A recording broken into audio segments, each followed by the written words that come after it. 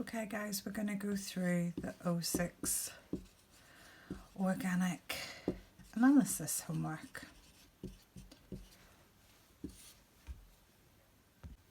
Okay, question number 1. It says butan-2-ol can be oxidized by acidified potassium dichromate to form butanone. So the structure that you're starting with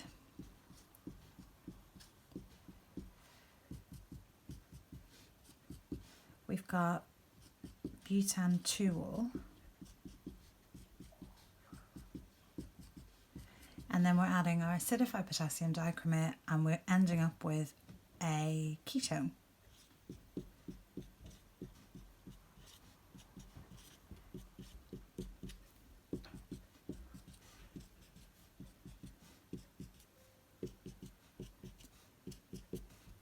So state the class of alcohol to which butan-2-ol belongs. Butan-2-ol is a secondary alcohol. Okay, part B. The infrared spectrum shown below is either that of butan-2-ol or butanone. And it says identify the compound to which this infrared spectrum refers. Explain your answer. It may be helpful to refer to the infrared absorption data on the back of the periodic table. So that's actually available in the PowerPoint. So if you look at that table, what we're looking for are the absorption that would be present based on the functional group. So if we've got an OH group of an alcohol, we would expect to see absorption between 3230 to 3550. Okay, so that would be for an alcohol. And if we had butanone, we would expect to see absorption between 1680 to 1750, and that's because this has a carbonyl group. So when we actually look at the question, we can see that there is no absorption between 3230 and 3550, but there is a strong absorption between 1680 and 1750. So that means that the compound was butanone. So in terms of your answer, I'm just trying to find the question again. Use the back, so identity of the compound is going to be butanone. Explanation as to why there is absorption within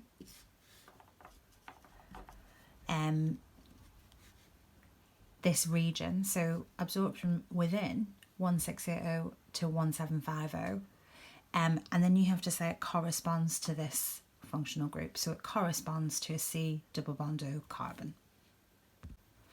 Okay, question 1C. Draw the displayed formula of the alcohol C4H9OH, which is resistant to oxidation by acidified potassium dichromate.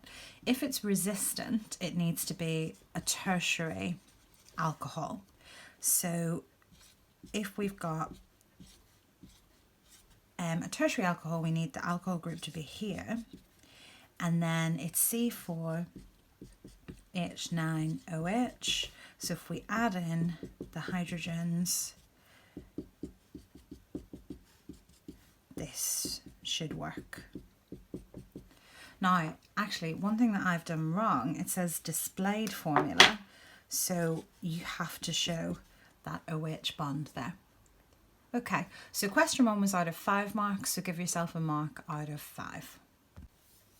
All right, question 2, this is now looking at high resolution mass spec. So butane, we've got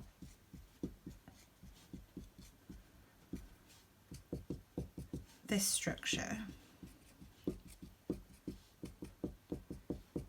So C4H10, and then propanol.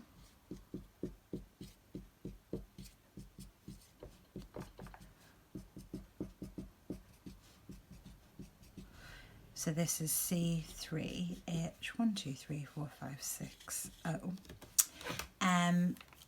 Both have an MR of 58. So if we do 12 times 4 plus 10, that gives 58. 12 times 3 plus 6 plus 16, that also gives 58. So these would have exactly the same R, but using high resolution mass spec, we would be able to distinguish between the two samples. So use the data from the table to show that to 3 significant figures, a more accurate value for the MR of butane is 58.1. So we would do 4 times 12.0000 plus 10 times 1.00794.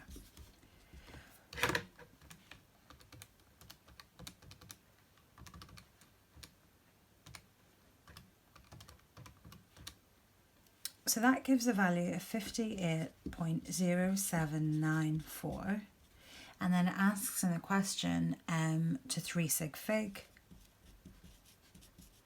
So that's going to be 58.1.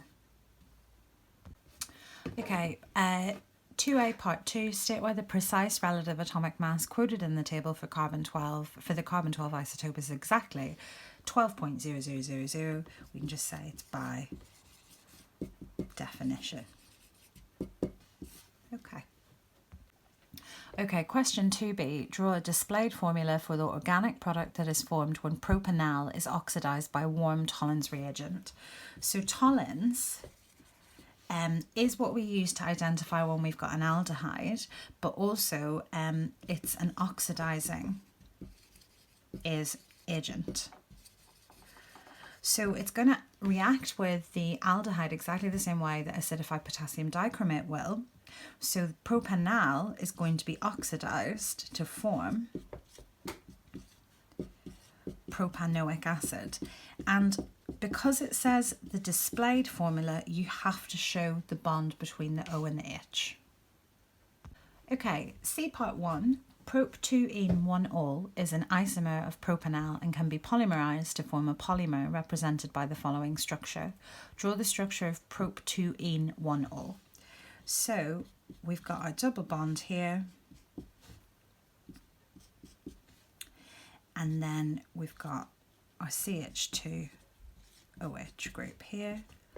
So this would have been the original alkene that formed that polymer. So the reason it's prop-2-ene-1-ol is this is carbon number 1, and that's where the hydroxy group is, and then that's carbon number 2, where the alkene double bond is. C part 2, deduce the type of polymerization that results in the formation of this.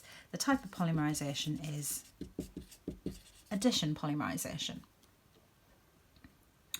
Okay, part 3, there are 2 functional groups in prop-2-ene-1-ol. Each of these functional groups contains a bond with a characteristics of absorption range in the infrared spectrum. Use table A on the datasheet to suggest a bond and its absorption range for each of these 2 functional groups. So we've got an alcohol group here. The absorption range for this is going to be 3230 to 3550 centimeters to the -1, and then 1 second, prop-2-ene-1-ol. So our other bond that we've got is here, and that's going to have absorption between, so the carbon-carbon double bond, we've got 1620 to 1680 centimeters to the -1. So we would expect to see absorption within this range and absorption within this range because both of those functional groups are present in that molecule. Okay, question D, 2D. Compound X is another isomer of propanal. The infrared spectrum of X shows an absorption in the range of 1680 to 1750. So 1680 to 1750. This corresponds, if we look at the table, this corresponds to a carbon double bonded to an oxygen. So the question states it's an isomer of propanal and it's going to contain the C double bond O, so our structure of X is going to be propanone. Okay. Part 2, which of the following A, B, C or D represents the type of isomerism shown by X in propanal, its functional group isomerism? So the answer was C. Okay, that question was out of 9, so give yourself a mark out of 9 for question 2. Okay, question 3. The compounds in the table all have a relative molecular mass of 58.0. Explain why determining the precise relative molecular mass of propanal and prop-2-ene-1-ol by mass spectrometry could not be used to distinguish between these samples of these two compounds. So what we've got to look at is for propanal, the molecular formula is C3H1234560, and for prop-2-ene-1-ol, the molecular formula is C3H6O. Okay, so the reason why we can't use the precise relative molecular mass to distinguish between these two samples is they have the same MR. Okay, or sorry, not the same MR, they have the same molecular formula. So they have the same number of each atom of each element. So if we use the precise data, so using the precise data, the MR would be the same because they have the same molecular formula. Okay, question 3b. The infrared spectrum of one of these three compounds is shown below. Use the spectrum to identify the compound, state the bond that you use to identify the compound, and give its wave number range. You should only consider absorptions with wave numbers greater than 1500 centimetres to the -1. So the easiest way to approach this is to look at each compound and work out what absorption you would see if that was present. So if we've got a C double bond O, we would expect to see absorption between 1680 to 1750. Here, if we've got a carbon double bonded to a carbon, we would expect to see absorption between 1620 to 1680. Here we've got an alcohol, so we would expect to see absorption between 2500 to 3000. And here for butane, we've got CH and CC bonds, so we would see absorption between 750 to 1100, and then the CH bonds 2850 to 3300. Now we've got CH bonds in all of these molecules, so we can't use that to identify the compound, okay, because all three of them have CH bonds. Also, all three of them have carbon-carbon single bonds, so we can't use that to identify because it's present in all three. So what we're going to be looking at is, does it contain absorption between 1680 to 1750, or does it contain absorption between 1620 to 1680 and 2500 to 3000? So when we look back at the actual spectra, we can see that there is absorption between 2500 to 3000, and there is also a little peak that's present, so a little bit of something has been absorbed, so we can see absorption in the range of 1620 to 1680. So when it comes to giving your answer, we know that it was prop-2-ene-1-ol, and so you can decide which bond it is that you want to choose to identify. So if you went with the hydroxy group, so we know that the compound is prop-2-ene-1-ol. So if you went with the hydroxy group, you can say the bond used to identify the compound, an OH bond, and then the wave number between 2500 to 3000, or you can use the carbon-carbon double bond and then say that was between 1620 to 1680. Okay, 3C then, last question. Predict the relative boiling points of these three compounds from highest to lowest. Justify this order in terms of intermolecular forces. So this is a 6-mark question. So we've got, I'll draw them out. So we've got propanal,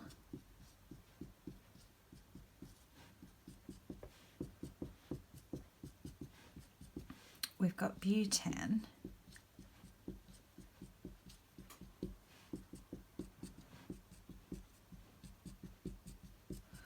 and then prop